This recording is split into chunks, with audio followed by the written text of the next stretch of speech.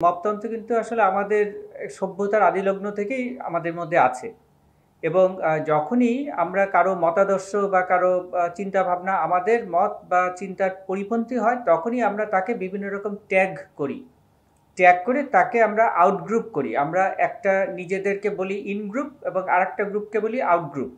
যখন আমরা একটা ফ্যামিলির মধ্যে থাকি তখন হয়তো আমি এবং আমার পরিবার আমরা একটা ইন গ্রুপ, আবার আমার ভাই বোন বা আমার স্ত্রীর বা আমার অন্য যারা আত্মীয় স্বজন তারা হয়তো আউট গ্রুপ। আবার যখন একটা বৃহত্তর পরিমণ্ডলে যাই তখন হয়তো আমার যারা একই পেশাজীবী তারা একটা ইন গ্রুপ, তার বাইরের হচ্ছে আউট গ্রুপ।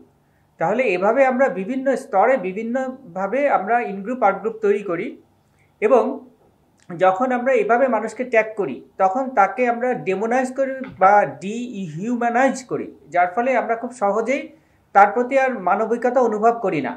অর্থাৎ আমাদের ব্রেইনে মস্তিষ্কে এক ধরনের স্নায়ুকোষ আছে মিরর নিউরন নামে, যেটা আমরা যখন কাউকে যদি আঘাত করতে কাউকে যদি কষ্ট পেতে দেখি তখন সেটা উদ্দীপ্ত হয়, আমরাও কষ্ট পাই। তো যখন আমরা এরকম ডিহিউম্যানাইজ করি তখন কিন্তু ওই কষ্টটা অনুভব করি না।